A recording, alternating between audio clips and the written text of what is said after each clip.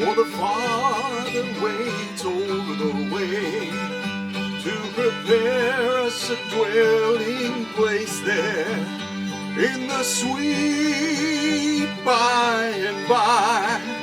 We shall meet on that beautiful shore in the sweet by and by. We shall meet on that beautiful shore.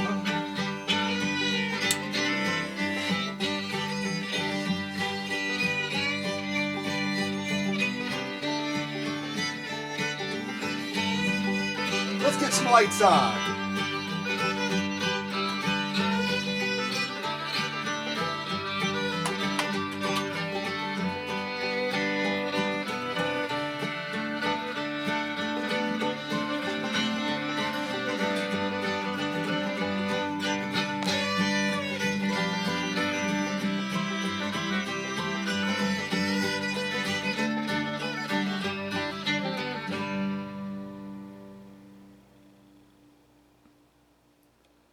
Well, if you didn't know it already, you were looking at an absolutely drop-dead gorgeous Singer 404.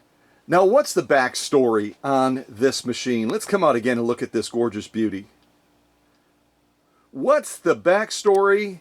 Well, this is one of the machines that I pulled out of my personal collection when we were doing that fundraiser for the History Museum that's based in South Bend, Indiana. And when I offered this special incentive, folks just jumped all over it. As a matter of fact, I did the premiere announcing this incentive in the evening time, and every single person that ended up scooping up a Slant-O-Matic did it the very next morning. And that person that scooped up this 404 was none other than Craig, and he did it for his sweetie by the name of Sonny. And let's just say that when Craig called that morning, he was on a serious mission. No one was going to beat him to the punch on this 404. He knew that his girl wanted it, and dag nabbit, she was going to get it. Yes, she was. And so Craig made that $250 donation to the History Museum, and Shelby on the other end said, "Sir, may I call you Craig?" "You may." "Craig, it's Sonny's machine." And I think he did something like, he's a real dignified dude, just like I am. He did something like, "Woo! Yeah, baby!" And he hung up on her. No, he didn't do that. He said, "Okay, thank you very much. I'll let Sonny know." And then we'll go from there. Well, that's been a couple of months back. And at last, I've been able to squeak this beautiful machine onto the workbench, get it finalized. And Sonny, let's just say that she is a happy camper. She is a very happy camper. Well, she's a happy camper too because she and Craig just got an RV, if I understood correctly. So they're going to be joining the ranks of my good friend Doc Rogers out in New Mexico by probably loading up that RV with some sewing machines and buzzing around the country. As a matter of fact, rumor has it that they might actually make a trip from Pennsylvania out to the great state of Wisconsin to pick up this very machine. Otherwise, we'll work out arrangements and we'll get this machine shipped out to Sonny so that she can begin enjoying this incredible 404. And it's not just an ordinary 404. I mean, all 404s are brag-worthy if they especially come through this workshop. But this one in particular is a first edition. It's a first edition model 404, which means when they introduced the 404 as a replacement for the 301 series, the big sister to the featherweight, that's really how the 404 kind of came on the scene. In 1957, they stopped making the 301A. After a good run, it started in 1953, went until 1957, and they knew that going into 1958, they wanted to have some pretty daggone fabulous machines that they could introduce. There were two machines that came on the scene in 1958. One was the 404, like the one on screen right now. The other one was a 403A that also gave some cam options and a zigzag. But they knew that there were die-hard quilters even back then in the later 1950s. And so they said, we want to come out with a machine that's just going to blow the socks off of people as a replacement for the 301A that left the scene in 1957. So in 1958, they rolled out the 404. And in that very first group, that first edition group of 404s, was Sonny's machine that you can see on the screen right now. You've already heard in the past me talking about first edition books. Well, when you get in the realm of first edition sewing machines, it's a totally different class. It's a totally different level. It is a treasure beyond treasures.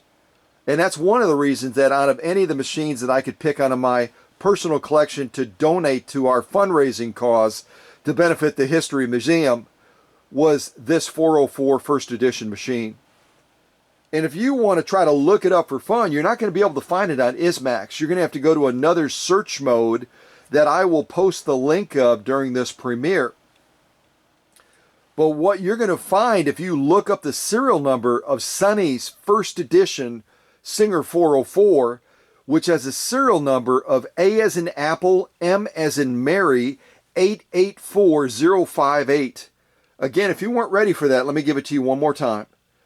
The serial number for Sonny's machine, which by the way can be found if you take the bottom base off of this machine, you'll find it right underneath the lip of the bed on the far left side of the machine. And again, it's A as in Apple, M as in Mary, 884058. And what you'll find when you look it up for practice is you will find the birth date of that machine along with the production group size and who knows, maybe some other information as well. But let's just say that Craig made a really smart move. Number one, he listened to his lady. She said, Craig, would you please, honey, would you please do this for me? And he was already in motion by the time those words started coming out of her mouth because they're like synced. They're like linked. Two minds, two hearts linked. And he was like, boom, done it. All over it. I've got it on speed dial. I'm going to call the next morning. I'm going to get Shelby on the phone. I'm going to say, it's mine. It's mine. That's what he did. But that's all history for the History Museum. And if you're brand new to this channel, brand new to vintage, and you're saying, history what? A couple months back, we rallied together as a small army, and we knew that museums across the country were struggling. Over 30% of museums permanently closed their doors during the pandemic that we just are coming out of now. We're looking at it in the rearview mirror. And one of those museums that we knew was struggling was the History Museum down in South Bend, Indiana. And with my roots to Indiana, with my dad growing up there as a Hoosier, Roz's roots with her father growing up there as a Hoosier, we said we're going to rally around this. And we raised over $11,000 in 11 days to benefit the History Museum. Yeah, I know. It's crazy. It's incredible. But it's all about that small army. And many of you that are part of that army are watching this premiere right now. And it never, ever can be said enough. Thank you so much to all of you that stepped out as heroes for history and made that fundraiser a blow your mind type success. I mean, it was incredible. And Craig and Sonny had a hand in that as well. So thank you to you guys as we premiere this machine today that's going to be heading out to you soon enough. So a quick little quiz before we jump into this class officially. And I got to ring the bell too before I totally miss the mark and forget to do that again. So class is officially in session now. So if you're not in class now and you show up later, you're officially late. And you should go either to Craig or to Sonny and say, would you please excuse my tardiness? It's up to them.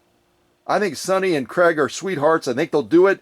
But hey, it's going to be up to them for this premiere. So, but a quick little impromptu quiz for you. Would you tell me, you already know that Sonny's 404 is a first edition, and I've already told you what year it's from. If you were taking good notes, you know that it was from 1958. But give me the bracket of years that the 404 was made. Type it in the chat first. And if Sonny, if you would acknowledge whoever gets it first, let me know that. They can reach out after the premiere with their address. I'll send them something special. But I need the year bracket that the 404 was made. You already know it came out in 58 as a replacement for the 301A that was going off of production at the end of 1957. But what year did they make the 404? Now, if you want to get a bonus one and just show that you are the smartest kid in the class, and I know you're probably an adult by adult years, but we're all kids here. It's a playroom, right? And a classroom. What was the other machine that I mentioned came out in the same year as the 404? There were two machines that came out in 1958. Give me the bracket of production for that second machine, and I will send you an additional special thing if you are the same winner, or if you're a separate winner, then I'll send you something special as well. So see if you can do it. It's not easy. And I'm going to put on another song, and then we're going to launch into some sew-offs with this fabulous first edition Singer 404. Okay? So see if you can do that. It's not easy, I know, but nothing worthwhile is easy, right? Nothing worthwhile is easy. So that first song you already know, I kind of jumped into, I couldn't resist singing along with it a little bit, is In the Sweet By and By. The next one is Colonial, and it's spelled just like a full bird colonel in the military. Colonial. So the Colonial's our next one. Let's see what this sounds like. We played this before. Y'all should know this one.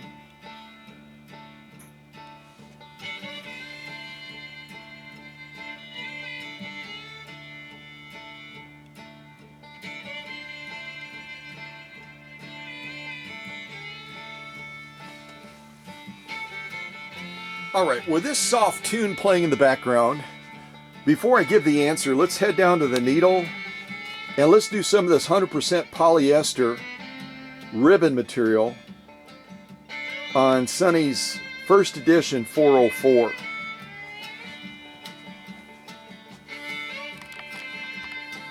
And I cut me a pretty good little strip so we can buzz down a little bit, have a little bit of fun.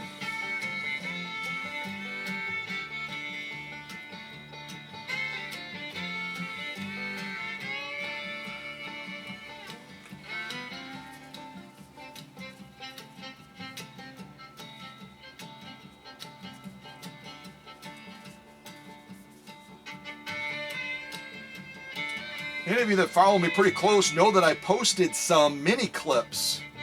I'm going to kind of move off to the left here in case Sonny wants to sew it as well, because sew-offs always go with the machine. Y'all know that. But I posted some mini clips of showing the power of this 404 after I got done restoring the motor and such. And so we're probably going to race down this ribbon material at a fairly good clip. I'm not going to go pedal to the metal, but we're going to jump into it with a little bit of purpose. All right, here we go. 2 layers of 100% polyester ribbon material, real slippery, and we'll see how this 404 manages this first sew-off. Here we go.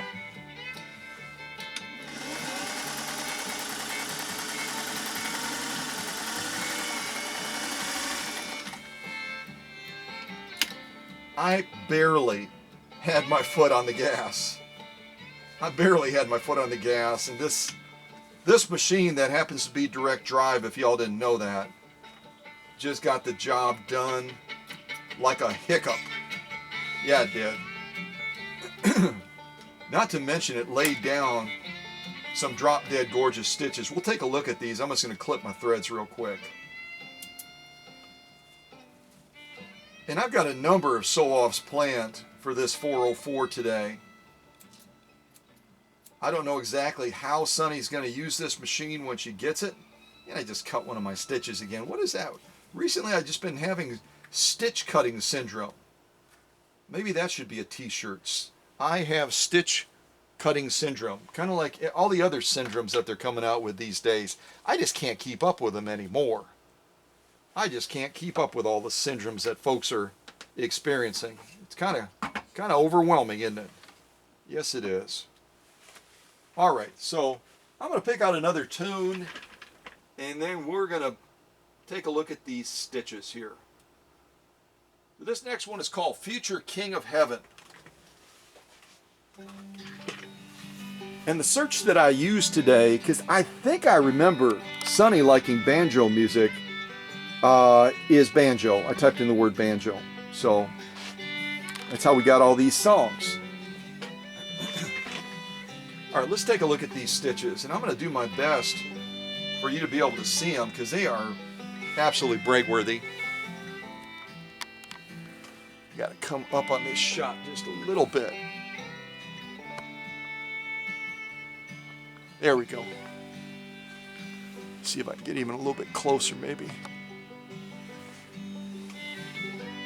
And this is a super long piece of material, so I'm going to do my best to kind of keep it orientated by the presser foot and kind of walk it across so that you can get a glimpse of these gorgeous, gorgeous stitches that this 404 just laid down. Matter of fact, I'll do it two-handed.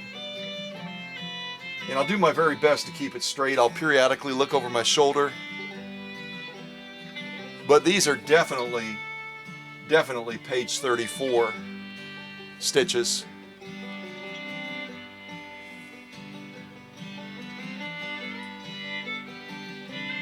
We're still going, folks. Like I said, I cut it extra long because I wanted to have a little bit of buzzing fun going down it. And I sewed down the far left side so that Sunny can elect to do it as well once she gets the machine in her sewing space.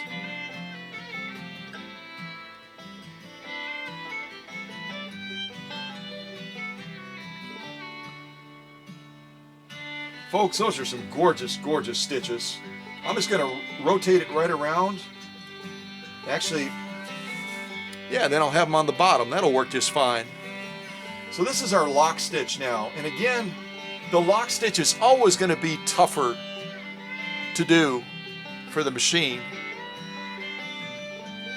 because of pulling that thread back up through the material against friction and gravity and everything else.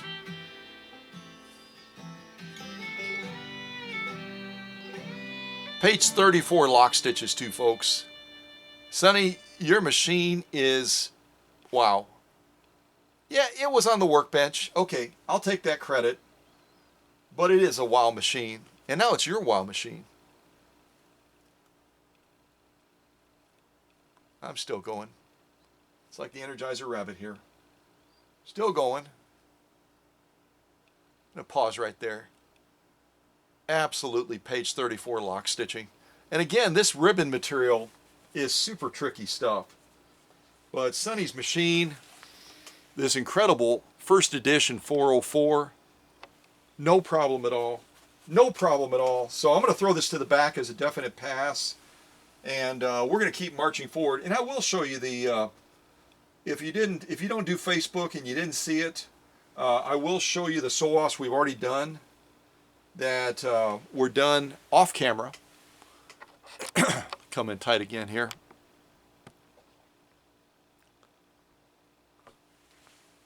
Some of this vegan style material, 2 layers of that. Absolutely gorgeous stitching off camera. I'm just going to throw that to the back. Did some of this Italian leather, which, as I've talked about before, is this more slippery than snot. And this 404 first edition machine just knocked it out of the park with that as well. And we're going to be repeating some of these sew-offs as well during this premiere today. Some of this protected full grain leather. And as the name implies, it's specially processed to be fortified, which means it's even tougher to get through. The piercing threshold is higher than a standard leather. Some of this commercial grade canvas that I believe this is the stuff, No, hers was gray. This is a different color. We're going to be sewing Emma's commercial grade canvas that she gave to me down in Florida today. This is some of my stuff. And I believe it was 6 layers of it. Look at that from the side. 6 layers of this. And Sonny's machine just, well, I don't even need to say it. Laid down page 34 stitching on this as well. So I'm going to throw that to the back. We're just continuing to build our sew-off sandwich. Then I just wanted to experiment with stitch length and started on a much larger stitch, went all the way down to satin range. And like I said, it's self-evident. This 404 just knocked it out of the park. Fabulous job. And then some of this commercial grade upholstery material. I think we did, 4 layers or something like that? I don't remember.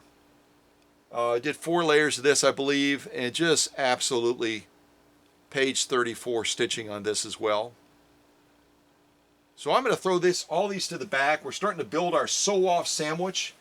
I'm going to pick out some more music as we continue to move forward and put this 404 to the test before this machine can graduate from the workshop and head out to join Sonny for all kinds of fun. So that last one again was called Future King of Heaven, and now we're going to do Creek Whistle. Creek Whistle. Creek Whistle. Whistle. That's a fun word to say, whistle. Creek Whistle.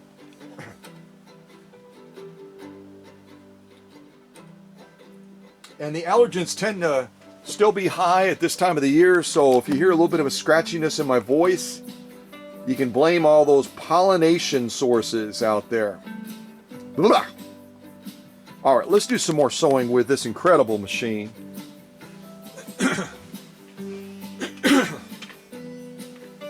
After I get my throat so I can continue talking.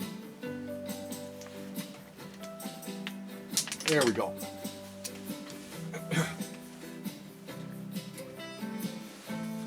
All right, I'm going to do some leather sewing to begin with. I've got some more of this Italian leather.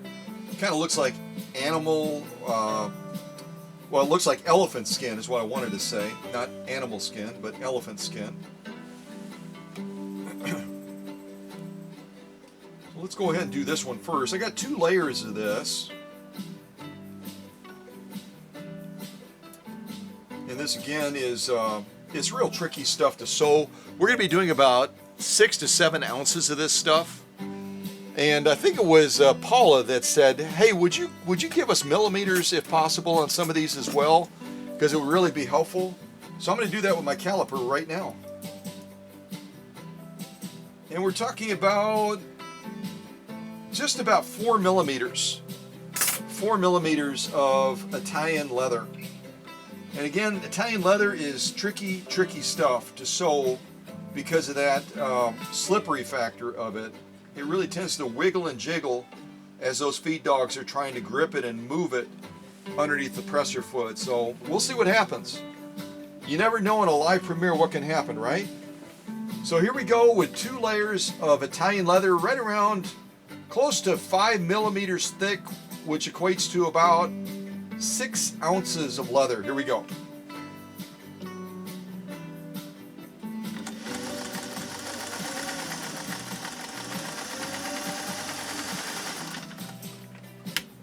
Folks, I am barely giving any gas at all. And this needle has already gotten quite a workout, and yet look at those stitches. You can see them in the shot right now. Page 34 stitching, I can call it already. Absolutely. Absolutely. We'll take a look at these though. I think it's always fun to look at the stitching, isn't it?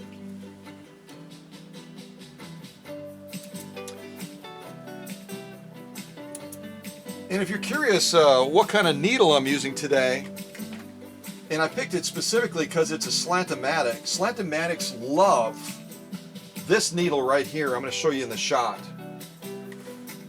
It's called a Microtex. A Microtex, and it's a size 12, which equates to a size 80 in European measurement. And Microtex are loved by quilters because they tend to just because of the way of the design of the needle, with the style of the shaft, the scarf, the point and everything else, they tend to really give great stitch orientation. In other words, they lay down a beautiful straight stitch, and it's generally, depending on the material, it's generally aligned even better than, say, a more standard Schmetz universal type needle. And that's why I picked it, is I really wanted to demonstrate the stitch caliber of what this first edition 404 could do. So I'll try to remember to send some of these Microtex needles with Sonny's machine. Otherwise, you can pick them up readily at pretty much any place that sells sewing needles. They're real popular in the quilting circles.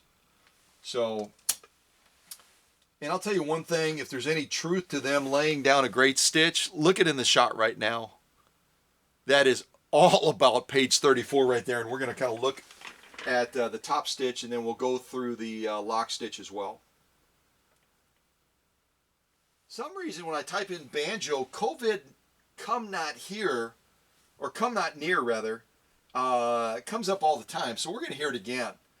And maybe as we continue to chant this like a mantra, it'll get the message and go far, far away, you know, and never come back to the United States again. So, COVID, come not near. All right, let's look at these stitches that we just laid down through 2 layers of Italian leather. Folks, I can already tell you, start to finish,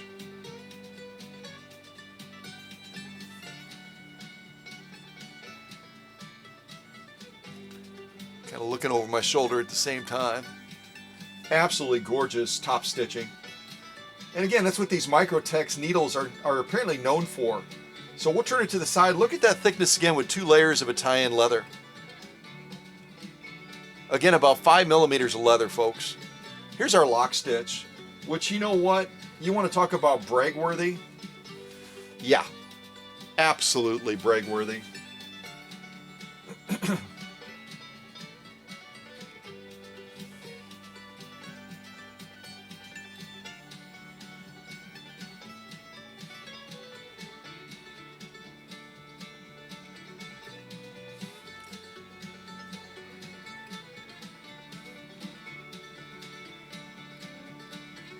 So I'm going to throw this to the back as well as a definite pass, as we went through these 2 layers of Italian leather and laid down page 34 stitching on the lock stitch and also on the top stitch. Just absolutely drop dead gorgeous stitching that this 404 first edition machine just laid down. So that's going back by the ribbon material that we just sewed as well live on this premiere. We're just going to keep on marching, folks. We're going to keep on marching. Why don't we jump right into some protected full grain leather? And I'll do a down and around on this. Now this is going to be a little bit thicker. So a little bit thicker of a leather because of that processing that they use it. Again, they fortify this. They fortify it so through the processing adds a little bit more meat to it. You know what I mean? So on this one, if I use my caliper, you know, I'm gonna say it's probably close to about 7 to 8 ounces. And we are right around 5 millimeters. So it's going to be in the same range as the Italian, but hey, it's protected full grain leather, folks, protected. And again, we're not using a leather needle, we're using a Microtex needle that is really designed for beautiful top stitching and keeping that stitch nicely aligned.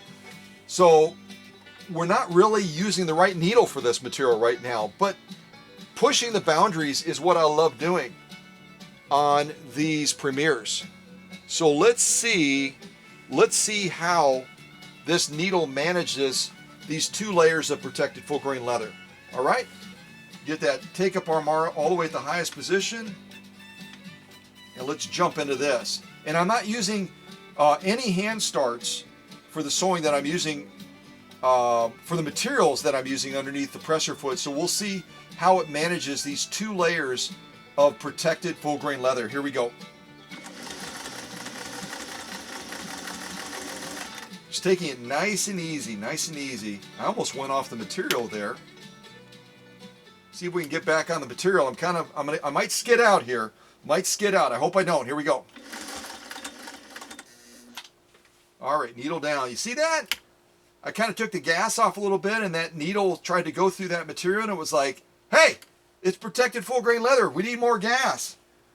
Okay, all right, more gas. Here you go.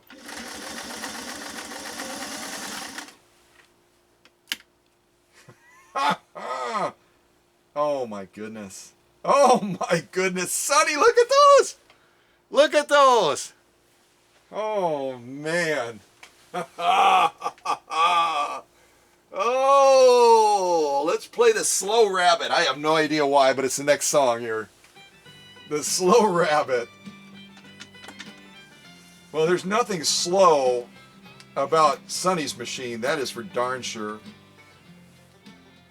That is for darn sure. Wahoo. Wow. Wow. Jiminy crickets. All right. Look at that from the side, folks. And this is a slant-o-matic. Yes, it's positive traction. Yes, it's direct drive. Yes, it has a 0.54 amp vertically mounted motor, worm gear to worm gear. But nonetheless, this is a lightweight machine. Remember, the slant-o-matics like the 404, the 301, 301A are only about 5 pounds heavier than a featherweight. And yet we're doing stitching like this. Let's take a closer look at this. Gotta change my camera angle just a little bit. There we go. Folks, I'm already declaring page 34 stitching. This is our top stitch. Absolutely amazing, amazing caliber of stitch. I mean, no surprise, right? It was on the workbench. Hello. Look at that. Pause right there. Pause right there if you have any wonders at all as to why I'm saying page 34. That is if I can keep from wiggling it so much.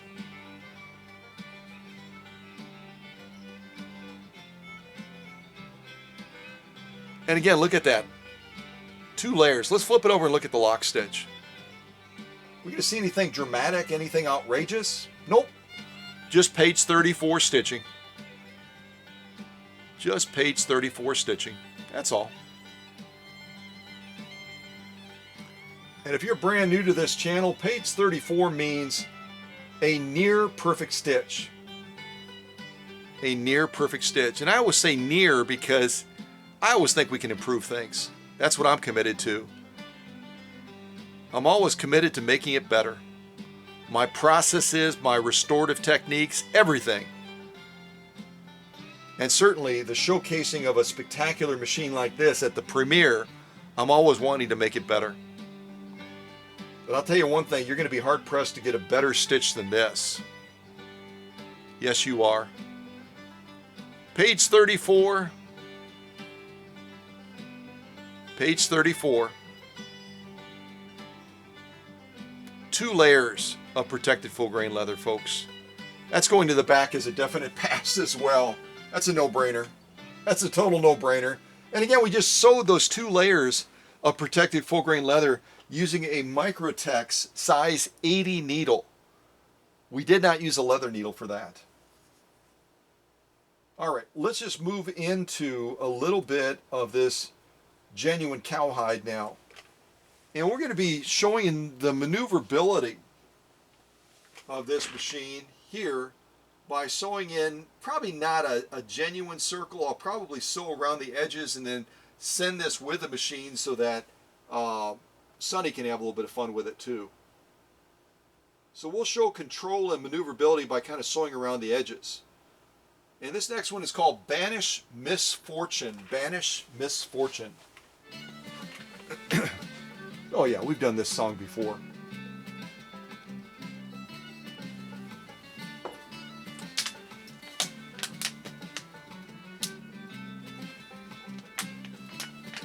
Well, any of you that were back there when we were doing that fundraiser and you kind of looked at this 404 and you said, boy, that looks like a sweet quilting machine. That looks like a great lightweight machine that I could take to quilting retreats and to quilting expos And to sewing classes, you lose. Craig beats you. Sorry, I know. That was the playroom side.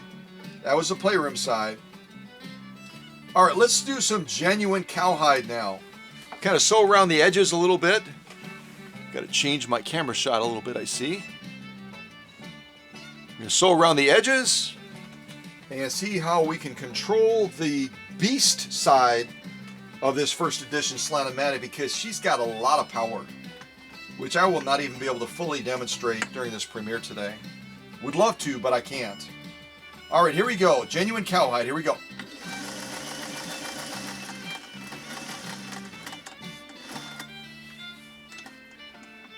I am right on the edge. Holy mackerel. Take it slow, my friend. Take it slow. Here we go.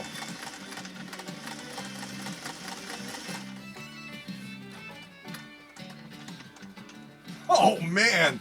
I am like a thousandth of an inch. I have just like a little piece of leather that I'm holding on to here. I'm wanting to demonstrate control. I guess I'm doing it, sort of. Not really.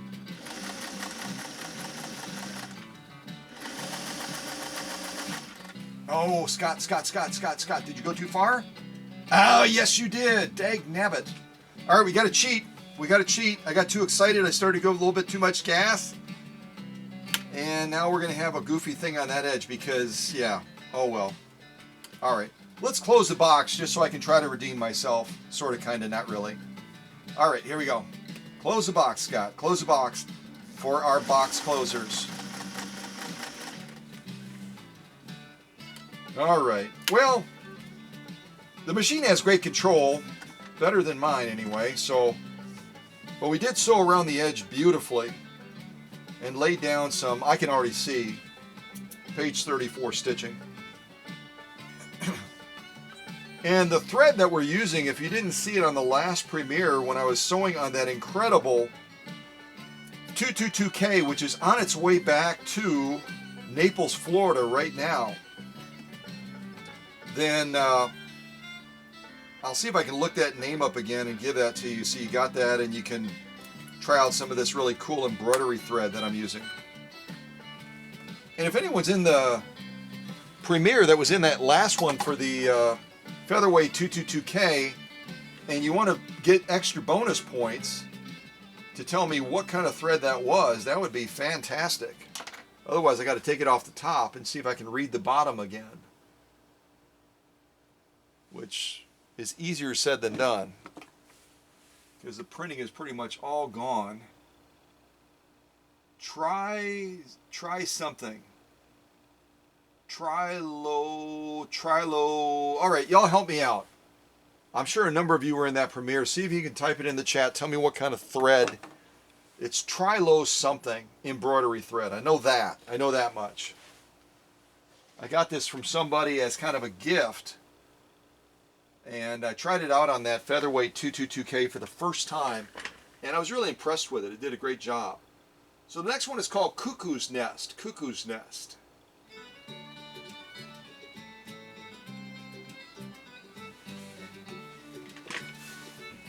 Cuckoo's Nest. All right, let's take a look at these stitches right now. Totality of the stitching. We're getting a little bit of reflection off of that LED light, aren't we? So I'm going to go in close. Go like this and start it down here. Well, I don't know what you're seeing, folks. Let me take my hand off the camera. That is absolutely, hands down, no questions, without a doubt, page 34 stitching, folks, right there. And again, if you're new to the channel, that means near perfect stitching. Let's go around and take a look at the rest of it.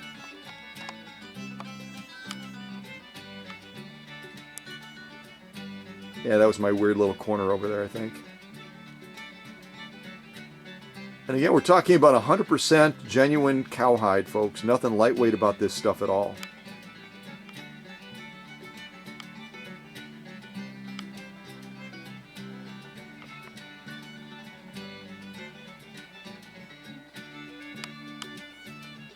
Well, that top stitch, without a doubt, is definitely page 34. Let me click that light off just for a second, get rid of some of that reflection. We might be able to see that a little bit better. Yeah, you sort of can. You sort of can. So I'm going to turn around. Let's take a look at that lock stitch. We're going to be dealing with a little bit of nap, because the leather nap on Cowhide is definitely evident. But we'll zoom in on those stitches and see what we can see. And again, I'm using a Microtex needle. I am not using a leather needle to sew all this leather. That was my weird little turn. Blah. Let's pause right there. Page 34 lock. And also look at the thickness of that leather that we just went through.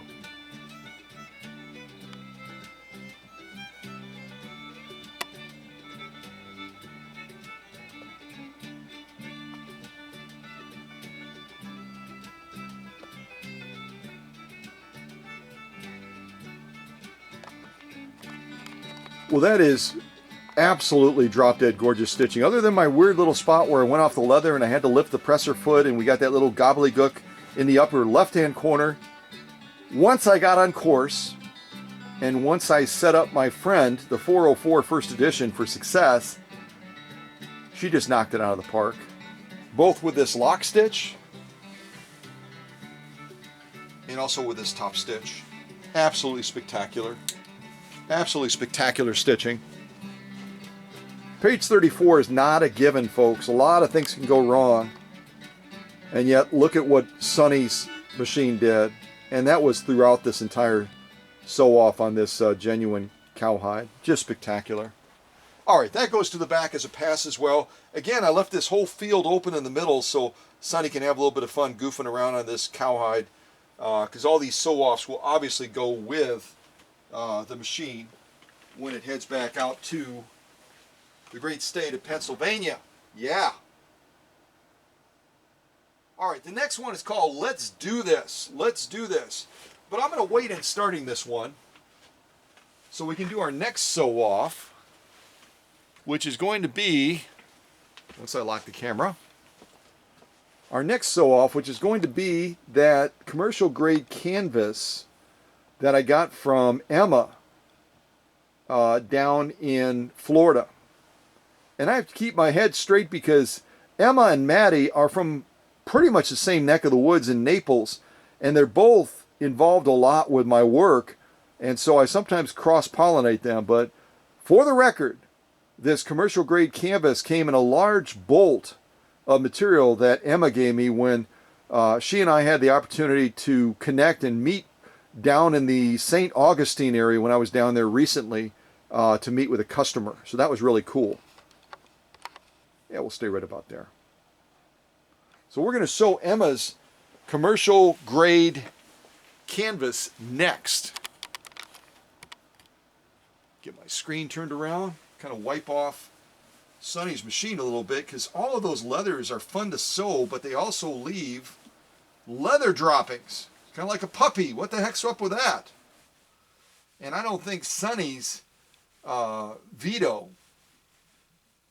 has any potty training issues anymore. So no potty issues in the household. Unless we sew leather, that is. Unless we sew leather. Okay.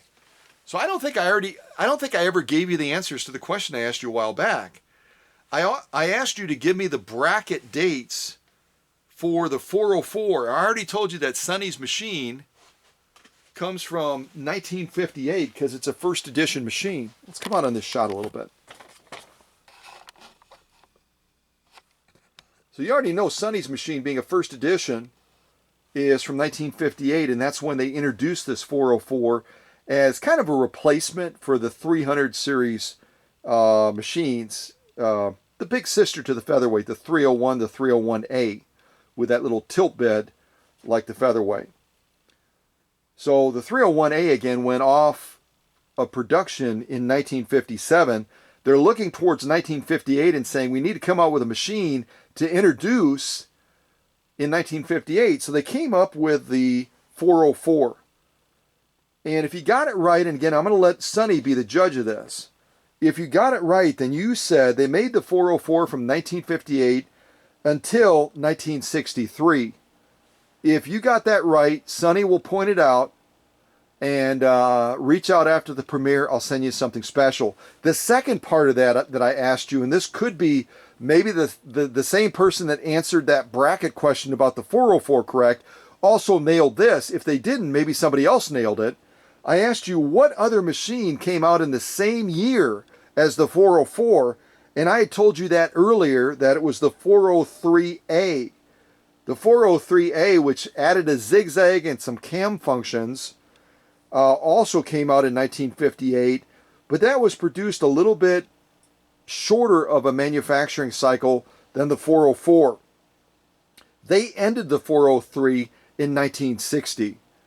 So the 403A ran from 1958 to 1960. The 404 was a little bit more popular, and it ran from 1958 until 1963. So it actually ran 3 years longer than the 403A. So if you got that right, if you got either one of those right, or the same person got both of them right, point that out and then make sure you reach out after the premiere. But I just realized I hadn't given the answer to that, so that was like, what are you, leaving us hanging? No, that's never my intent. But I'm in a live premiere, and I got a lot of things happening, folks. Got a lot of things happening! So give me some grace, for good gravy, goodness sakes. Yeah. All right. I'm good.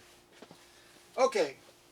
So let's do this. It's going to be the next song we play, but I'm going to wait on it for a second so we can launch into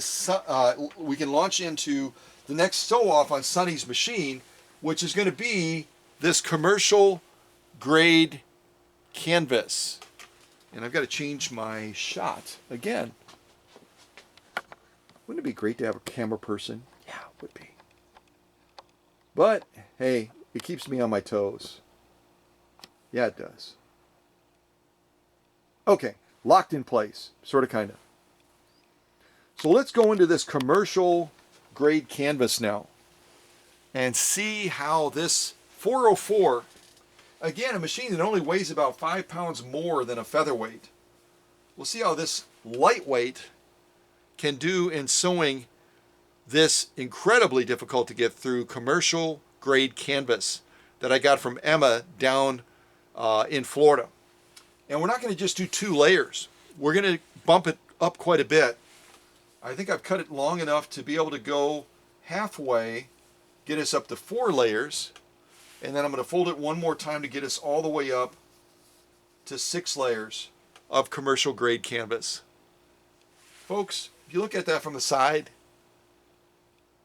not an easy peasy sew off, but I've said it before, my premieres are not a rite of passage. In other words, it's not an automatic. That machine has to perform at that premiere to graduate from this workshop. And this is one of the tests that Sonny's first edition 404 has to complete successfully, even though the needle is starting to grow tired. Let me get this underneath the presser foot, and I'll show you the sew-off sandwich we have so far on this needle. And again, this needle is sewing leather, it's sewing everything. So it's starting to get a little bit tired. It's starting to get a little bit tired. And this already, let me show you what we've already sewn on this needle. Once I get it all lined up here, sort of, kind of.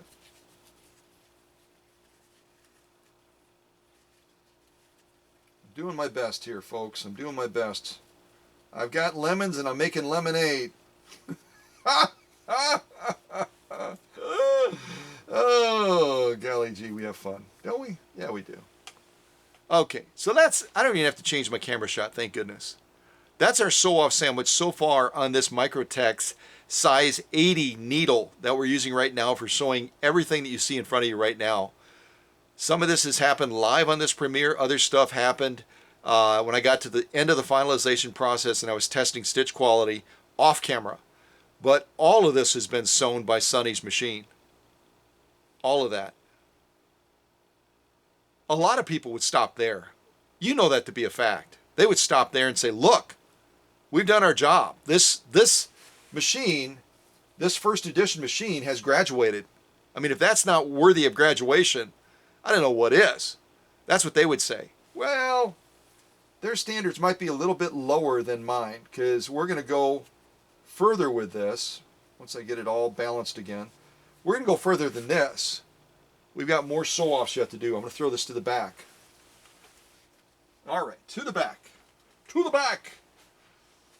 So let's try these 6 layers now of commercial canvas, compliments of Emma from the great state of Florida. And we'll see if Sonny's machine continues to be able to show how strong it is and how worthy it is of graduation by making it down these 6 layers successfully. All right, take-up arm all the way up. Make sure my clutch is fully locked. Yes, it is. All right, here we go. 6 layers of commercial grade canvas. Here we go.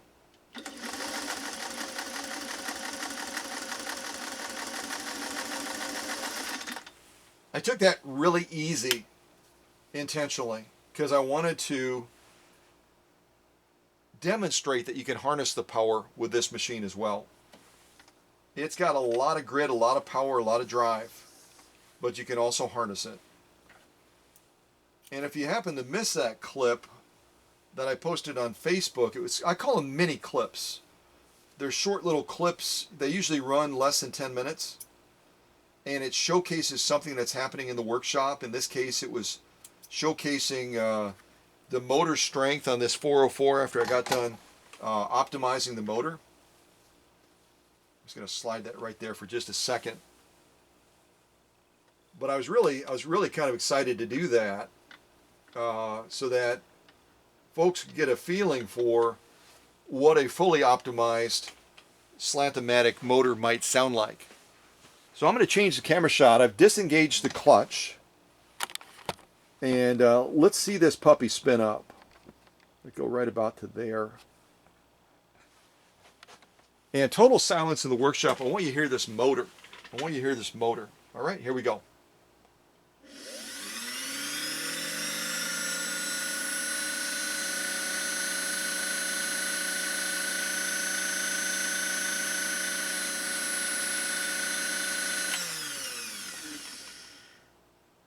Any questions? I love it. No one ever send me a note. Don't even do it. Don't even send me a note saying the Slant-O-Matic is a lightweight sewing machine. That's my answer to you, folks. If you write that to me, that's going to be my answer. I might even attach an audio clip doing. Yeah. When a machine is running at the top of its game after it's gone through my process at the workshop, I can take a featherweight and make it look, just as I did with Maddie's 222K, I can take a featherweight 222K, which most people think of as, I'm going to treat it gingerly, I'm going to treat it delicately, and I can sew multiple layers of Cowhide, I can sew multiple layers of Italian leather, as I did on that live premiere. And people are shocked because they've never seen a machine do that before. Same thing with this 404. You're going to see this 404 do stuff that you're not going to see any other 404 in the world do. You're just not. Along with laying down a page 34 stitch, like you're seeing right now.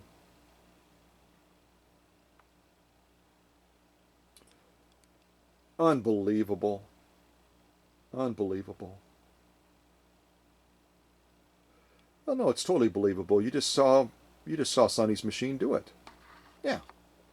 Totality of the stitching. I kind of have fun on that zoom a little bit, don't I? Yeah. Yeah, I'm kind of a menace with the zoom. All right, so let's do this. It's kind of the motto of this premiere today. I'm going to spin it around. Let's look at the lock stitch. But before I do that, I want to kind of tilt it towards the camera to remind you what we just went through again. 6 layers of commercial grade canvas. Compliments of Emma from Florida. Yeah, look at that. Here's our lock stitch, which you're not going to see any difference. It's going to be that near perfect stitch of page 34. Because this is just a fabulous, fabulous machine. So we're looking at the lock stitch now on these 6 layers of commercial canvas. Absolute perfection, near perfection. Zoom in, take a look at these lock stitches.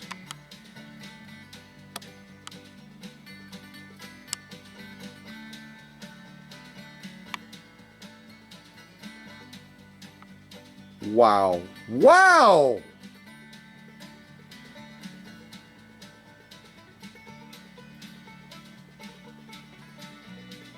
All the sewing that this Microtex needle has done, this little size 80 needle. I say little because I usually use a size 90 or 100 or even 110. And yet this Microtex needle, after all the sewing that it's done, and this is the lock stitch, folks. Page 34 top stitch, page 34 lock stitch on these 6 layers of commercial canvas. That's going to the back as a pass as well. It's a no-brainer pass. Look at that. Absolutely insane what we just did with no difficulty whatsoever. Like I said, do not write me. Do not send me a note. And all the notes that I get through Facebook also go to Bill and Olga as well. Don't send us. Bill might just delete it. He'll be like, didn't Scott warn you not to send that?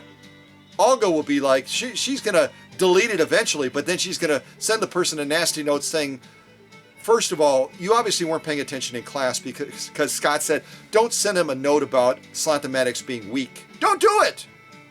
You've been warned! You've been warned! Yeah, don't do it. There are weak slantomatics out there, so you're not totally wrong. But not coming out of this workshop. Nope. Nope. All right, let's do some more sewing. With just a little bit of music in the background. Although it's probably going to end by the time I get set up here. All right. Why don't we do some of this nasty acrylic fiber stuff? I've talked about this before. It's used to make awnings, which means it is engineered and processed and manufactured in such a way that it is like sewing patio blocks. It is fortified to stand up against high winds, extreme temperatures. It's stretched over metal, shapes and stuff, taut, so that it can create an awning, and it just weathers the storm in every respect. And this stuff is incredibly difficult to get through. So I've shown this on a couple of machines that, I'll tell you one thing, you would just expect them to be able to mow this stuff down, and yet a couple of times they've hit this surface and just go, oh my gosh, what are you doing to us? And you know what, I just realized this is a huge piece, so I'm going to cut it down a little bit. Listen to this stuff even when I cut it. Listen to this.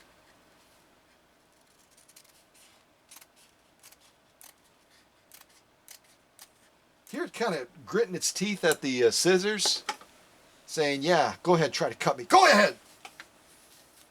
Yeah, I mean, it's just crazy stuff. It really is.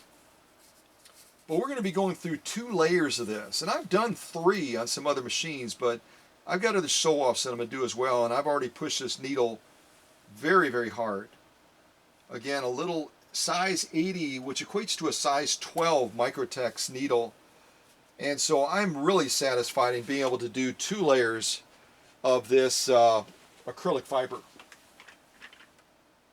Yeah, that was called Let's Do This. And the next one is called Salt Creek. Salt Creek.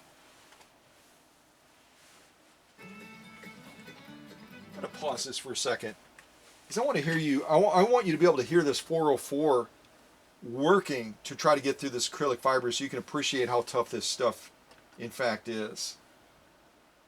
It is tough stuff. And I just realized I usually will struggle a little bit with my lock stitch on this material because it is so dense.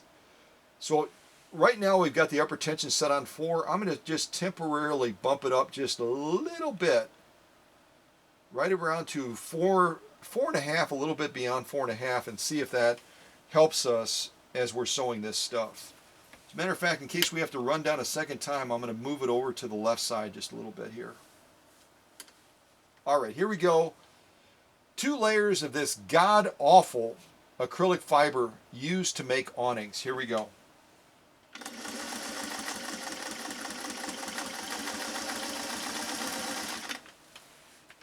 Can you hear that machine working? I mean, you've seen it sew multiple layers of leather. It wasn't working that hard to do that. And yet just going through these 2 layers of acrylic fiber, it was like, holy mackerel. And I'm really glad that, remember how I just said I bumped up our upper tension just a little bit? I'm glad I did. You'll see what I mean when we look at that lock stitch. And that again, when you get used to certain materials, you get insights into how that material is going to respond during the sew off. And having sewn this acrylic fiber several times, many times, I've gotten a little bit more used to it and setting that machine up for success. Okay, now I'm going to see if I can set up this material for success so y'all can see it. There we go. I think we pretty much got it. So what we're looking at first is our top stitch. Our top stitch with these 2 layers of acrylic fiber. Again, when you're making awnings, you've got to make a material that is like near bulletproof. You just look at this stuff in the camera and go, holy mackerel.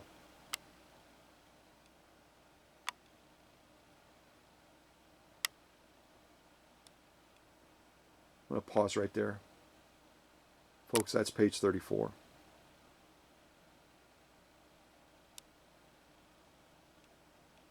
That is page 34.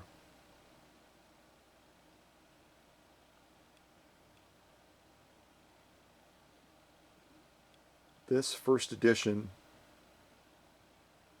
404 is just not losing or missing a beat. Totality of the stitching, we're kind of like a country mile away. Turn it around now so we can look at that lock stitch. And again, I made a little bit of an adjustment on that upper tension to bump it up for this stuff, because the piercing threshold on this acrylic fiber that's used for making awnings is ridiculous. Like I said, the machine is working harder to sew these 2 layers of acrylic fiber, which from a standpoint of looking at them is paper thin compared to that leather that we sewed. It's paper thin, but it's fortified. And so when it comes to pulling that embroidery thread, using this Microtex needle and this take-up arm to get that thread to come all the way back through this patio block material, we gave it a little bit of an edge by bumping up that upper tension. Pause right there. Folks, that's page 34. So quiet in the workshop, isn't it? Well, that is a definite pass as well. I mean, it's a no-brainer pass. It truly is. Just gorgeous stitching on the part of this first edition 404 that belongs to Sunny. I'm going to throw that to the back as well with our sew-off sandwich. And I want to leave enough time because we're going to go over to Facebook as well. I love to go over to Facebook so y'all can see the progress shots, which I think are absolutely essential. Let me go super lightweight right now because I've got this 100% cotton material all set. I picked up a couple of fat quarters, and that's way too big. That's way too big. Let me cut that down. We're just going to buzz down and do 2 layers of this. Again, for my quilters, to be able to show them managing lightweight along with going through heavy-duty stuff. Being able to piece 2 super thin layers of 100% cotton material together with no difficulty is an essential thing for quilters. So, again, thank you to Paula Noel for kind of pressing my feet to the fire a little bit on that and reminding me about it. She was very gracious in doing it, but she was persistent. Paula can be persistent if y'all didn't know that. She can be pleasantly persistent. So we are pleasantly going to try to go down these 2 paper thin layers of 100% cotton, piece them together so that our quilters know that this machine can get the job done. Is my camera locked? It is not. Let me take care of that real quick. Let me take care of that real quick.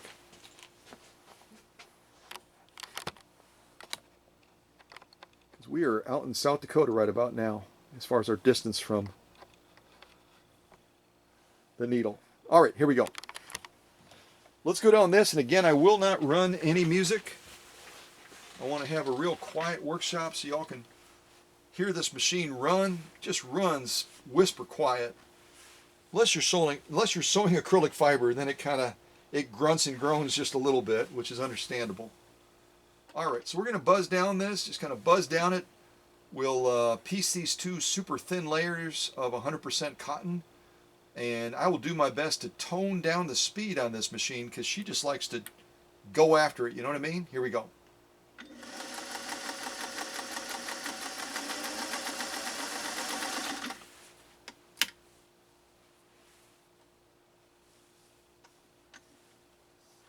A number of you have said this, and I agree 100%. Isn't it fun to listen to a machine that's running at the top of its game? Isn't it fun? If you think it's fun to listen to a machine like this, that it's just, it's just enjoying life. It's just having fun. No matter what you put underneath the presser foot, no matter how difficult it is, it kind of lets out a little chuckle like, no problem, I got it, no problem.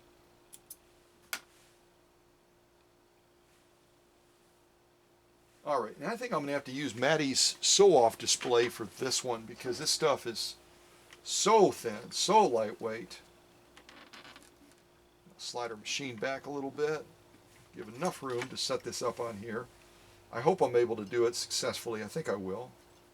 I think I'll be able to do it successfully. Otherwise, I'll set it up on the bed. That might be even better. That's even better there. All right, so let's look at this top stitch first. Which is absolutely, I can tell you already, it's going to be like, wow. Wow! Totality of the stitching. A little bit hard to see. We're kind of ways out there. So let's get in close and look at these.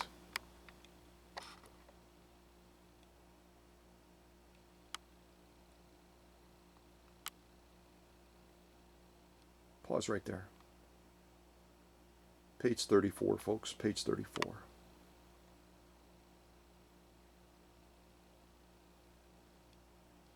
That little piece of lint get.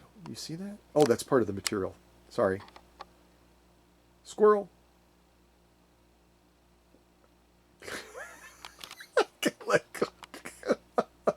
One of my favorite movies.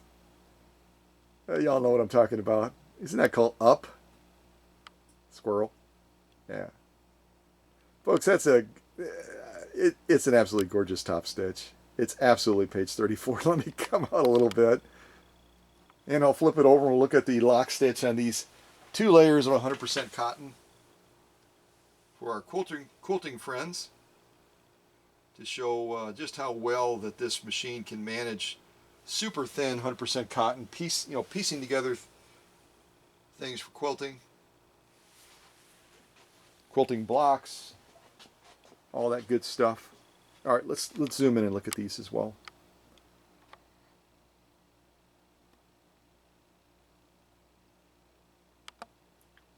Folks, it doesn't get any better than that. It just doesn't. I'd love to say page 34, but that's like page 34 plus. Pause right there. Page 34 plus. That's our new thing. If something is even better than a near perfect, if it's like, we don't want to say perfect, because then we've reached that summit, we'll say page 34 plus. Yeah, these are definitely page 34 plus. So I'm going to throw this to the back as well as a definite pass. And we're going to see if we can keep on marching forward. As a matter of fact, I'm going to pop over to Facebook real quick. Right after I show you our mounting sew-off sandwich. If I can stack all this together successfully.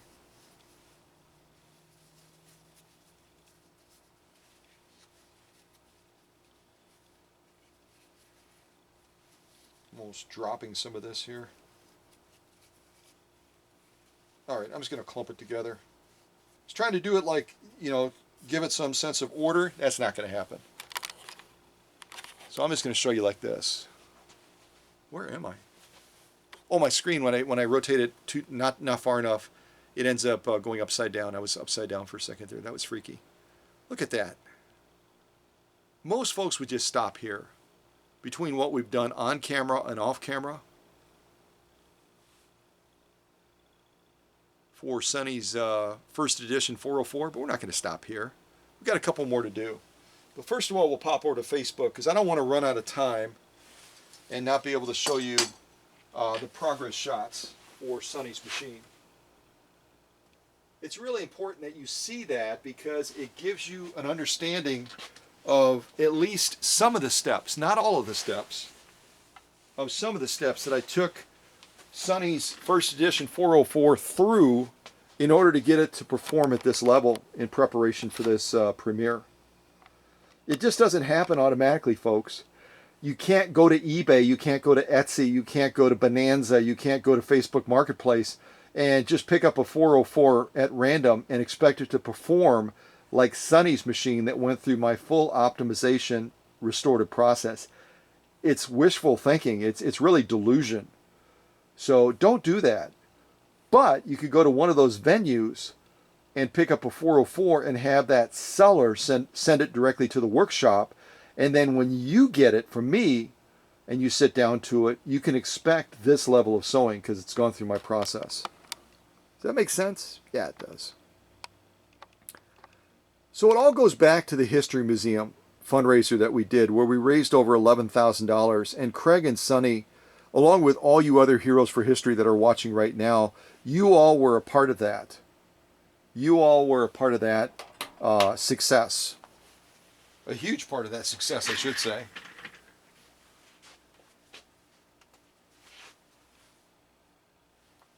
So here you're just going to see a series of photos of me going through the machine. Right now, the Singer repairman is looking at the motor, and we're starting to dig into that motor, which has to be removed from the machine. It's not like just taking it off the back of the machine. You've got to do some disassembly on these slant-o-matics that have this vertically mounted motor in order to get into that motor. You got to remove it. You'll see that.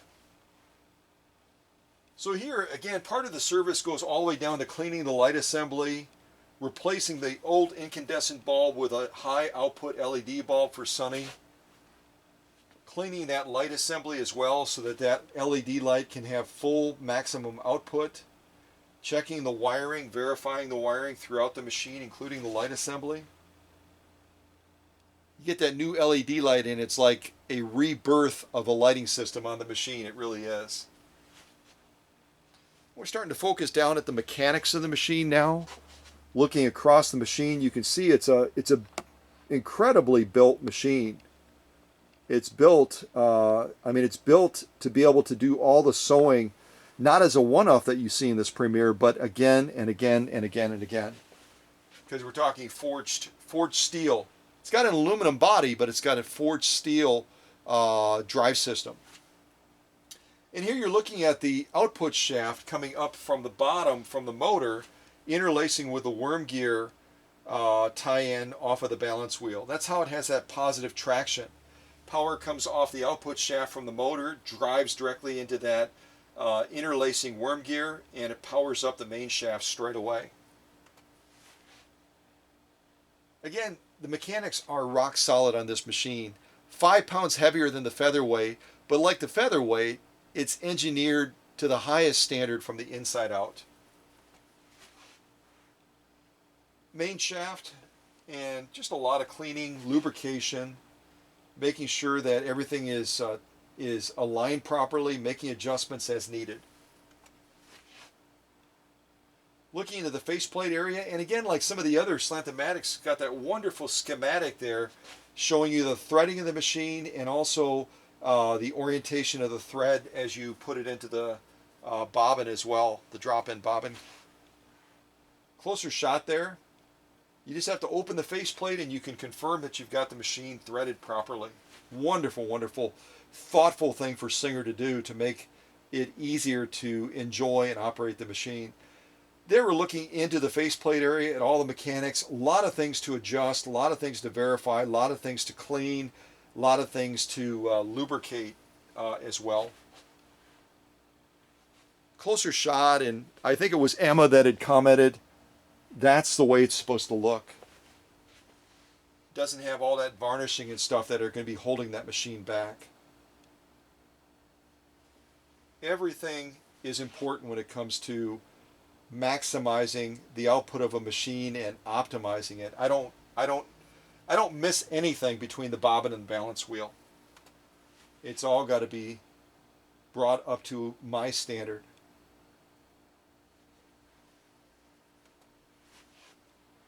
Here we're just looking at the raceway, the feed dog area. A lot of things to do in there, a lot of things.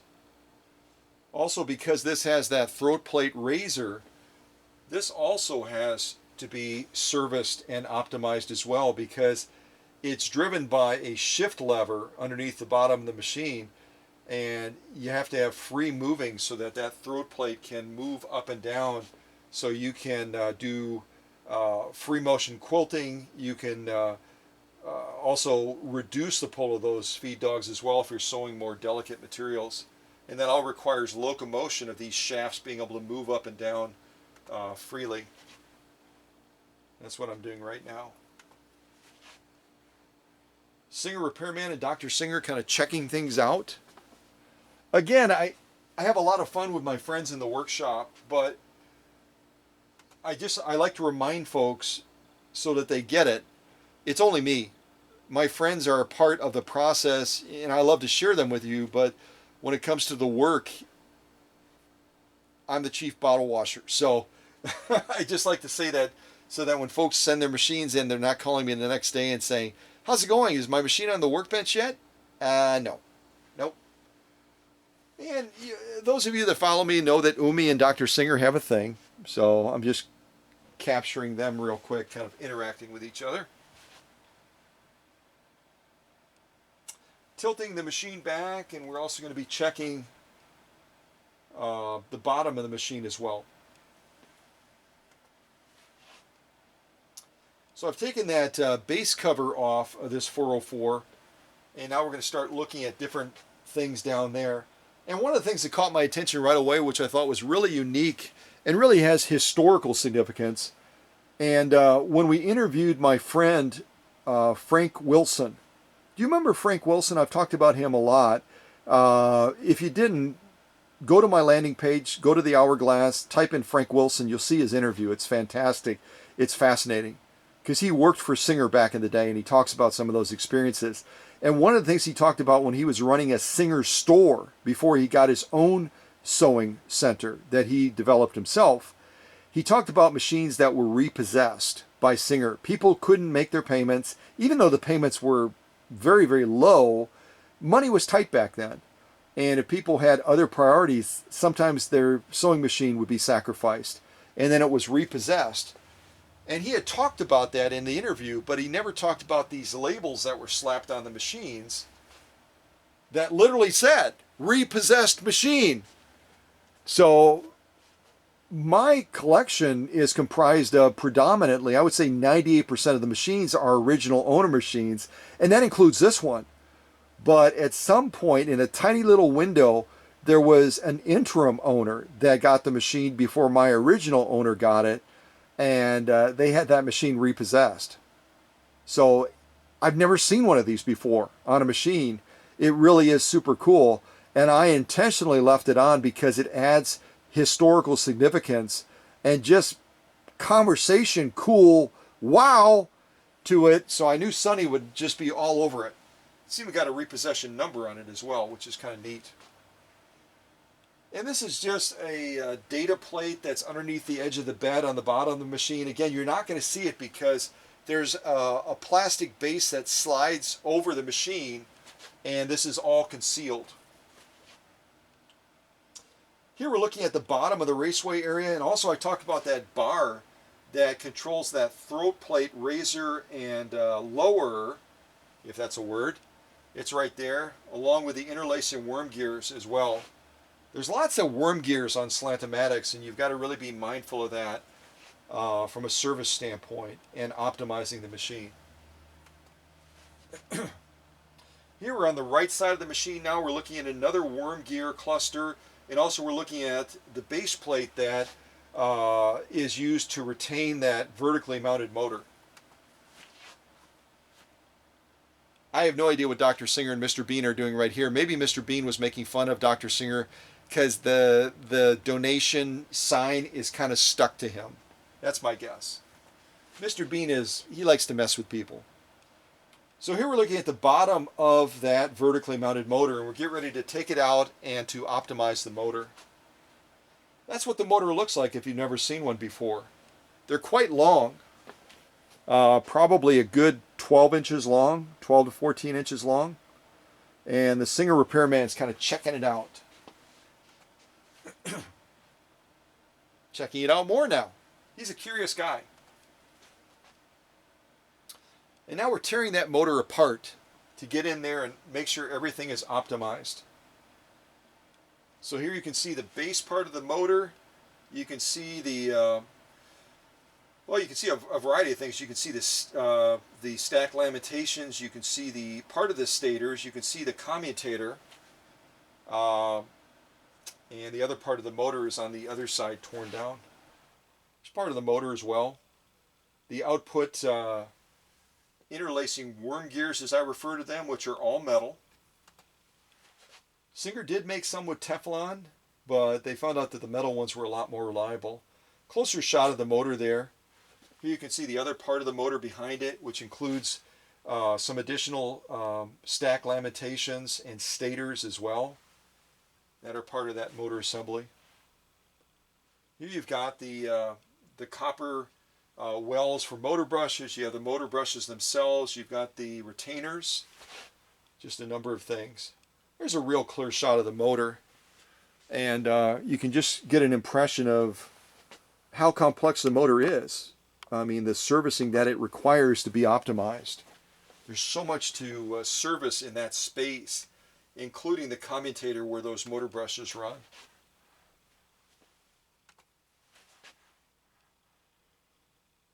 And as I discovered, and I say it all the time, I'm sometimes a teacher, and many of you refer to me as a teacher and tell me how profound my videos have been and the premieres have been in teaching you and helping you to become enriched and learn more.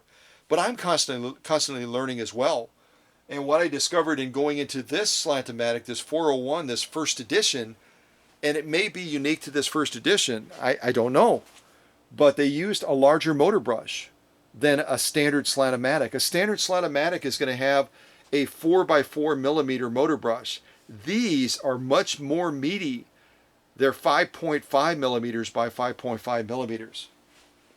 And after I did some testing, I left that setup as is because I think that the machine performed better with those larger motor brushes. And to give you a perspective, 5.5 by 5.5 motor brushes are motor brushes you would typically find in a FOF 332 or in that FOF series of larger, meatier, big boy type machines. So Singer was probably doing some experimentation, and they wanted to see how the machine would perform. I think it was the right move. So here we're getting a closer look at that commutator. I've done cleaning it already. It had a lot of buildup, a lot of caking of varnishing and carbon dust that was fused to that electrical field, and I had to get all that off of there. A lot of servicing to do in these vertically mounted motors. A lot of servicing. A lot of servicing. And here what I'm doing is I'm sizing the brushes against the commutator in relation to that copper sleeve that houses that motor brush. There has to be a certain distance from that commutator with that carbon stack in order to have that motor optimized. And I'm doing some verification on that right now. And some adjustments. And some measuring too, using the mechanical caliper. Down in the bottom of this plastic base that is on Sonny's machine, there's only plastic. And I thought that that really was deficient. And so I added some of this highly absorbent material that I've used in different applications on sewing machines. and actually mounted it to the bottom of the base to be a source of absorption for oil when Sunny oils her machine and maintains it. Doesn't that make a lot more sense than just plastic, where you got oil like running around in the bottom in there, and you've got open orifices right here where the feet of the machine slide through, and you can have that oil potentially leak out onto your sewing table? It doesn't make sense. So being committed to CANI, and if you know what CANI stands for, type it in the chat, would you? With me being committed to CANI, I had to improve it. There was no other choice. So that's what I did. The worm gears need to have a buffer. Otherwise you have metal slapping in the metal. And so my pink grease is the perfect solution. So CANI stands for constant and never-ending improvement. I'm not looking at the chat. Some of you incredibly intelligent, gifted students and teachers probably already typed that in. Breaking down some of the varnishing using dental tools. Again, totally optimizing the machine. Anything that's going to hold Sunny's 404 back is going to be dealt with. Tearing apart the upper tension and making sure that that's optimized as well. And there you can see on the workbench, a very busy workbench, where that upper tension has been totally disassembled. There we go. Totally disassembled right down here. And let's just say that the upper tension unit that is used with the Slant-O-Matic series machines, it is a booger if you don't keep track of things. And if you're not really focused when you tear it down and you put it back together, mistakes can be made. And so if you decide to take that on, just be very, very careful. There you can see a closer up shot of some of the components of the upper tension. And now we're just going after the junk, making sure that all of that junk, and you can see even on these tension discs, and yes, this machine is capable of doing dual needle sewing, which is why you have 3 discs. 3 discs, so you could be running 2 threads simultaneously. And oh, I should also mention, be careful on how you orientate these discs. There's 2 sides for a reason, and you got to make sure that you orientate them correctly. There's our upper tension spring, which is just filthy. And again, we don't leave it, even though it's not a moving part, it's a fixed part. It's compressed and decompressed during the process of increasing and decreasing upper tension. You don't want to leave that dirt in there because it's going to migrate onto those discs that you just saw, those pressure discs, and it's going to contaminate your upper tension area all over again. And I've come into situations where springs have either been compressed mechanically by someone or they've been stretched. And so what I'm doing here is I'm using my mechanical caliper to make sure that its uncompressed size is correct. And you can look at the number and tell what that is. It's spot on. Right around 12 millimeters. Here we're doing some additional cleaning. Again, that throat plate has to be able to go flush so that the feed dogs are fully engaged. And if you don't clean that area, that throat plate's not going to be able to go all the way down into being recessed. Here we're getting to the end stage of the finalization process. I've done some off-camera sew-offs that I showed you today. I also posted them on Facebook. And our friends are kind of getting excited because they know we're only a hiccup away from the premiere that we're doing right now. There's the doctor's wife. And I don't have manuals for all of the Slant-O-Matics that I donated to the fundraiser that were scooped up by Sunny and by Paula and by Emma and by Roz. But I did have a 404 manual, so I'm throwing that in as a special gift to Sunny and Craig. And that's an original one too. Here we're just kind of seeing the bottom of that light assembly sticking down, and that new LED light is doing a fabulous job of providing output.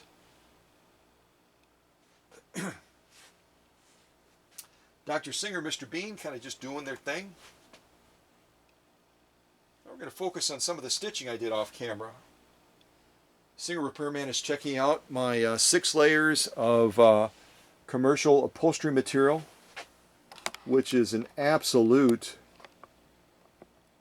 slam dunk. Beautiful, beautiful stitching. Beautiful stitching. There's the doctor's wife checking out some of that vegan leather. I don't know if she's a vegan or not. She might be. But she was very impressed by the stitching, as was I. Beautiful stitching, page 34.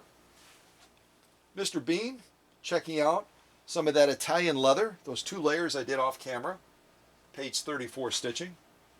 Dr. Singer checking out that protected full grain leather and was very impressed with the stitch output. And then we goofed around with the stitch length a little bit, went from about 6 stitches per inch all the way down to the super satin range, right around 30 stitches per inch, right on the very bottom there. I think that's in the shot. Kind of in the shot. Yeah.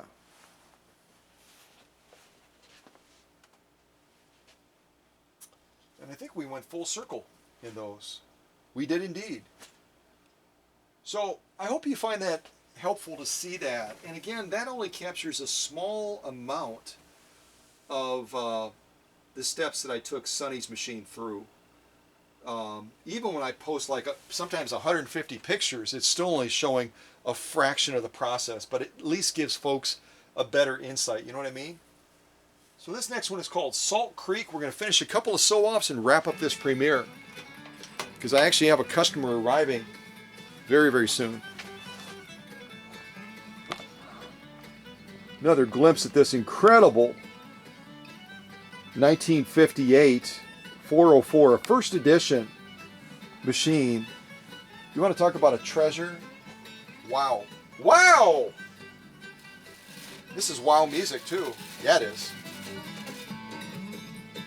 Yee-haw! Yeah. If you were in the workshop, you'd be yee-hawing too. I know you would be. I know you would. All right.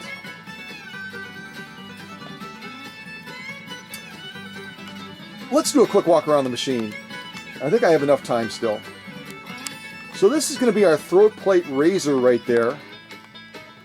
And if we kind of broaden this shot a little bit, you'll see when I move this to the left, it pops that throat plate cover up. See how it's wiggling and jiggling? And then I can either go right to the midsection where there'll still be some feed dog engagement, but not fully. Or I can go back to that plate being all the way down. So we've got full throat plate feed dog engagement. That's what I was trying to say, sort of, kind of. So we have the convenience of a drop-in bobbin right there. I love it. I know Sonny will too. So to wind a bobbin, you just rotate this up to the balance wheel, like so, disengage the clutch, and your threading to wind a bobbin will be, you widen this shot, for winding a bobbin, you'll come off the top just like you are now through this thread guide, come across the front of the machine through this tensioner, and then straight up to your bobbin. I actually don't have that tensioner on the screen. That's the tensioner that I was talking about right there. So it's 1, 2, 3, 4. And then if you want to include rotating this up to the balance wheel, that's 5. 6 is disengaging the clutch. And then you just tuck it away into the body of the machine when you're not using it, which is fabulous. This control right here, along with telling you it's a 404, also gives you control over stitch length. And again, when you're all the way down in this area right here, you're doing around 6 stitches per inch, all the way up to the fine range right there, where you're going to be at that satin 30 stitch per inch range. You can see that right there. So And if you go all the way to the top here, obviously you're going to be sewing in reverse. And because we have a threading diagram on this machine, I'm not going to show you the threading of it. Partly because of time, but also because you're very smart, and Sunny is also very smart, obviously. And because we have the benefit of that threading diagram right in the faceplate, and then it also obviously shows the threading in the manual that I'm going to give Sunny as well, we won't cover that right now. So usually I will, but we won't. Okay, let's do some more sewing. We're about out of time, and I want to wrap this up. So we are going to focus now. Ooh, Triumph on the Prairie. That's a fun one. It turns way down. Triumph on the Prairie. That sounds like a fun one. I like it. Oh, this is my harmonica one. Oh, I can't resist. Hold on.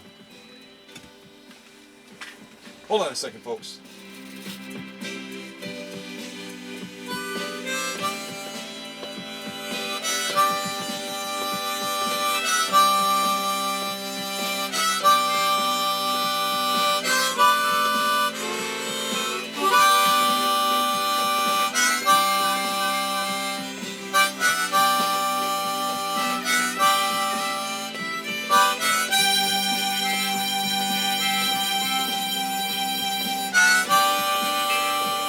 All right, I'll let you guys finish it off.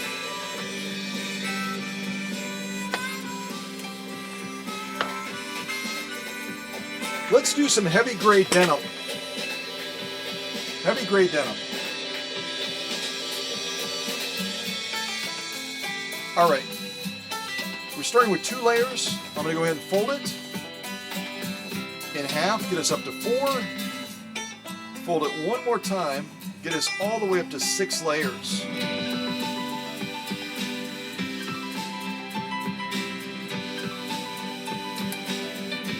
Six layers of denim, folks. I love that song, but I'm going to pause it. I'm going to pause that song so we can jump into this sew-off. We're almost at the finish line. Almost at the finish line. But I have to do some denim because I know that Sunny will probably be sewing denim. All right, checking my take-up arm. Oh, that's a reminder. Customer arriving soon. Noted, noted, noted. All right, let's do this.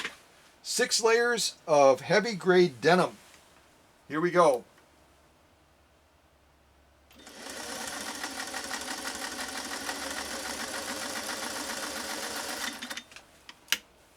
Not even, nothing has challenged Sunny's 404 so far. Not even 6 layers of denim. And again, no hand starts. It's just the meat of the motor digging in to that sew off. Just the meat of the motor sewing. Okay, all right, got it, no problem. You can relax, Scott. We got it from here. We got it. And just an absolutely gorgeous stitch off too. We're going to look at this top stitch, lock stitch, but I'm going to do it fairly expediently because I'm realizing my time is running real tight. And I don't want to rush this premiere, but I want to stay on track with these page 34 stitches.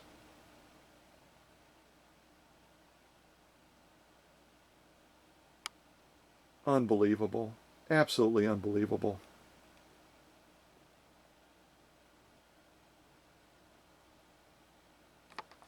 I'll just say wow. Wow! Totality of the stitching, just absolutely spot on. It doesn't get any better than that. Let's turn this around and look at that lock stitch now. The lock stitch again, especially when you're talking about, let me zoom in on this a little bit. When you're talking about sewing a material like this, I mean by like this, look at the thickness of that.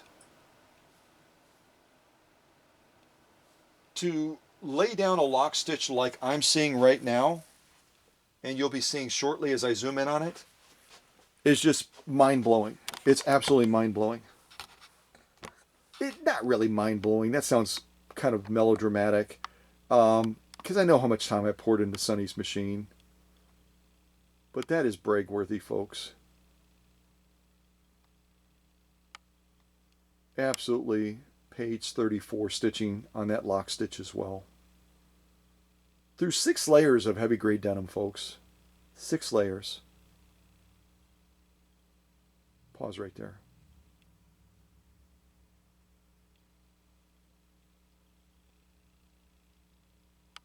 Absolutely fabulous. Absolutely fabulous.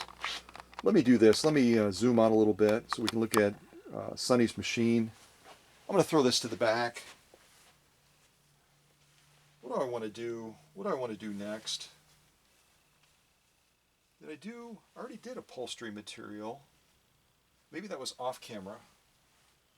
I lose track sometimes. I just do. I've got this vegan style leather. We did that as well. Throw that to the side. Oh, I can't resist. Let's do 2 layers of vegan leather. Let's do 2 layers of vegan leather. I can't resist. I love this stuff. Oh, let me offset my stitch row a little bit so Sonny can buzz down it too if she wants to. Okay, we're going to do vegan leather too.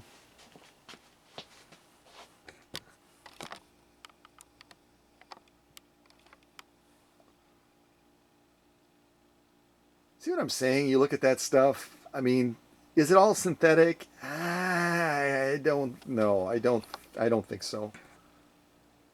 There's got to be some animal byproducts in there. So it's kind of like quasi-vegan leather. Maybe that's our new thing. It's quasi-vegan leather. Yeah. Okay, a little bit more Triumph on the Prairie.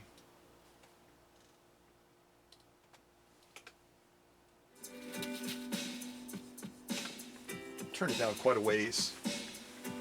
All right, vegan leather, 2 layers, the equivalent of probably about 4 or 5 ounces. Here we go. Oh, take up arm.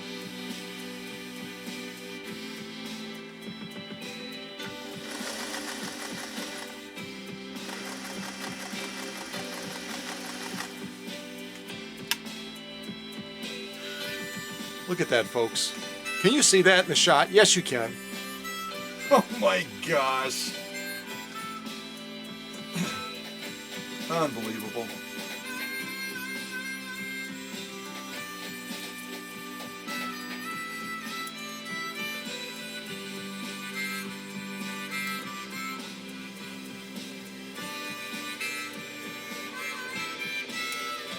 Does anyone else play harmonica?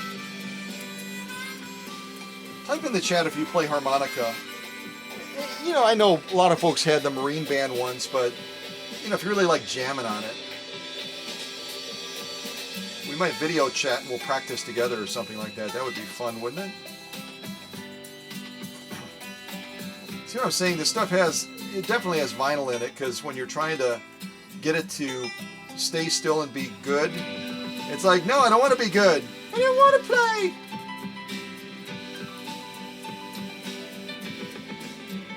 All right, let's see if we can look at these. But it's definitely being naughty. Oh my goodness.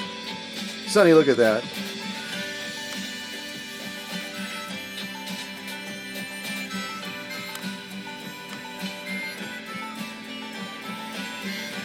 Wow. Wow!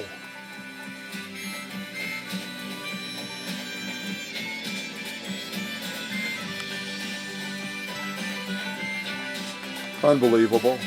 Unbelievable. I mean, it's believable because we just saw it, but it's unbelievable. All right, let's turn this around and look at that lock stitch. Here's our lock stitch now.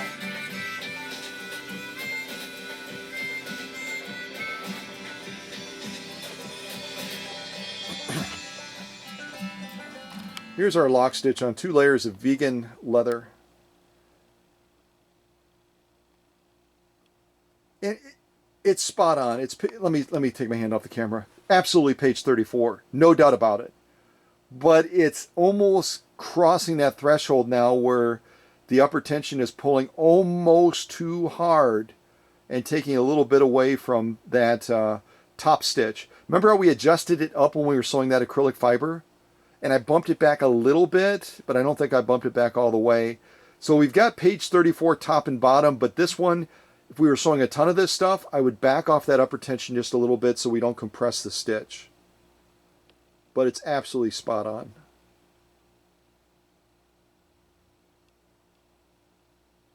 Absolutely spot on. Beautiful stitching.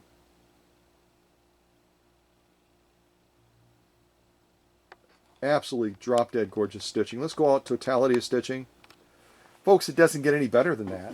Especially when you're talking about a material like this that has a vinyl type base to it as well, along with whatever else is in it. I mean, for a top stitch like that and a lock stitch like that that are page 34, absolutely brag-worthy. Absolutely brag-worthy. All right, I think I have time for one more stitch off. And why don't I do the compressed felt? Everyone loves to see this compressed felt. It's not a standard type felt.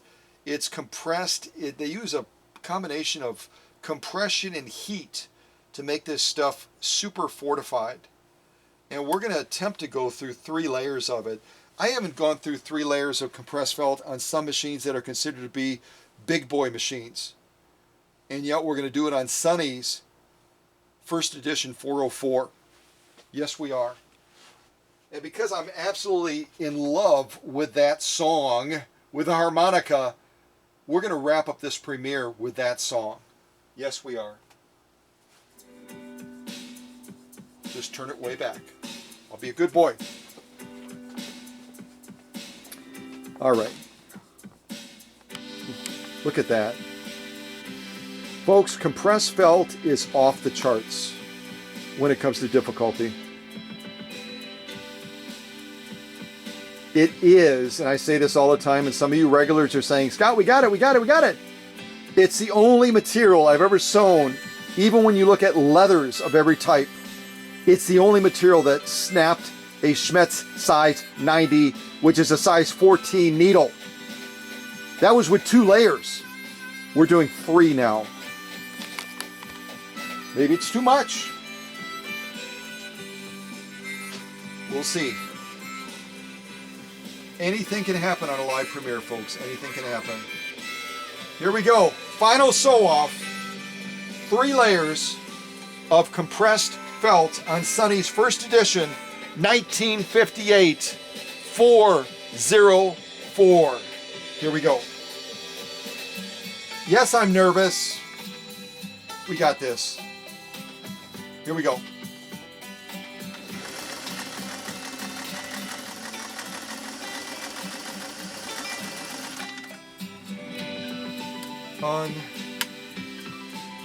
Unbelievable.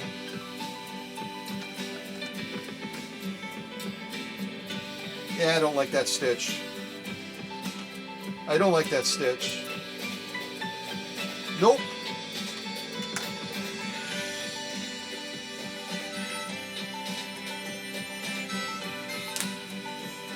I'm tearing it apart. I don't like that stitch.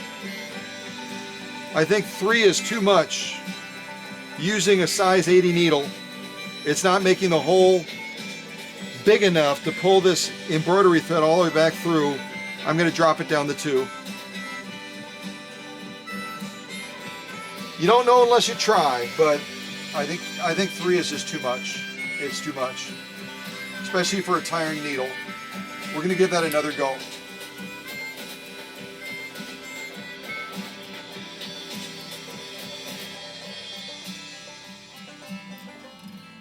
All right, here we go. One more try. This time we're doing 2 layers of this very, very difficult compressed felt. Tried 3, I just didn't like what I was seeing. Now we're going to try 2. Here we go.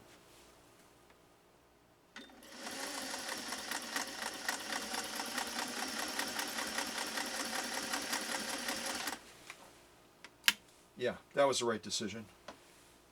That was the right decision. 3 is just too much. 2 is spot on. If I were using a bigger size needle, a size 90 or 100, I would go to 3. I would try it. Size 80, it's just not making a big enough hole to work that embroidery thread all the way back up to the surface, and I was getting a result that I didn't like. It was not up to the standard that this 404 has been delivering through this entire premiere. Nope. But this is exactly what we want to be seeing. And again, I've done this on big boy machines. 2 layers of compressed felt. Let's take a look at this and wrap this premiere up.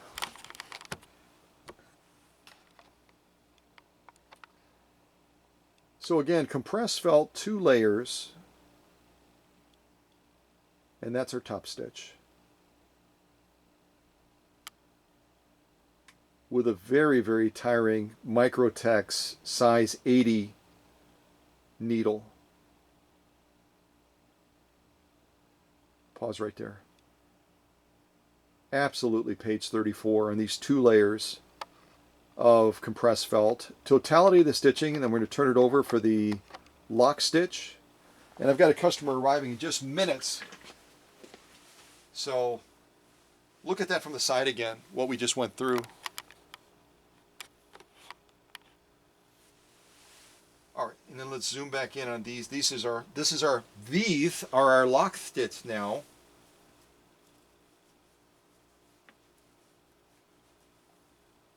There we go.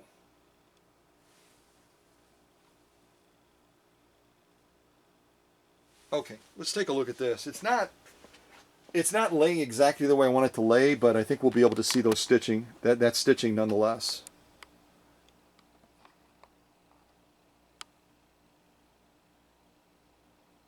And this again is our lock stitch through 2 layers of this compressed felt. There, it's starting to turn a little bit. It's harder to see. We're back again. I'm going to pause right there.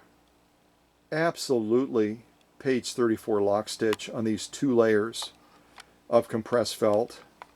So a quick wrap up as far as sew off sandwich to give you an appreciation of what we've done on camera and off camera for Sunny's first edition model 404.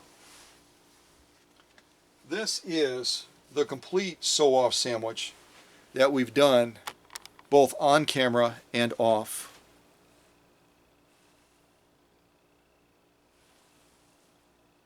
Everything from genuine cowhide, laying down stitching that, you know what do I need to say? It's absolutely page 34. Beautiful stitching, cowhide. Vegan leather, we sewed it both on camera and off camera, 2 layers of that. Acrylic fiber, I have nightmares about this stuff. 2 layers of this, and Sunny's machine just did an incredible job. 6 layers of this commercial canvas that Emma gave me down in Florida. Absolutely unbelievable job. This Italian leather, I think I did that on camera and off camera, 2 layers of this stuff. Incredibly tricky stuff to sew. Then we did this 100% cotton, piecing these 2 real paper thin layers together and laid down page 34 stitching on that. This ribbon material, had a lot of fun running down with that. And Sunny's machine did a fabulous job. We're back to this Italian leather again. And just no missed beats at all with this model 404. Protected full grain leather, fabulous sewing job. Off camera with all of this stitch variation as far as stitch length, fabulous. Commercial upholstery material, off camera, fabulous job. Here's that incredibly difficult to get through commercial canvas. And Sunny's machine didn't miss a beat. More of that protected full grain leather. Absolutely page 34 stitching. 6 layers of heavy grade denim using this little size 80 Microtex needle that's used more so for quilting, and it was able to sew at this level, laying down page 34 stitching. More of this vegan style leather that's heavily vinyl based, and not a missed beat on this either. And then last but certainly not least, the 2 layers of this very tricky, very difficult to get through compressed felt. I tried 3 layers. It was just too much for the needle and the setup I have with the thread. This machine could sew 3 layers, but with a different needle and a different thread. So this was also page 34 as well. So what can I say? I am just utterly amazed at what Sonny's first edition 404 has done during this premiere, and also the off-camera sew-offs as well. So Sonny, enjoy this treasure that Craig scooped up for you as part of the fundraiser we did for the History Museum. The 404, again, being a replacement for the 300 series, the 301, 301A, was absolutely a brilliant move on Singer's part, and it explains why it ran in production from 1958 all the way to 1963. Again, running 3 years longer than the 403A that launched the same year as the 404. Watch for other great premieres like this. God bless. Thanks again, Sonny and Craig, for being a part of that fundraiser. Enjoy this incredible first edition 404. Take care, everybody. See ya.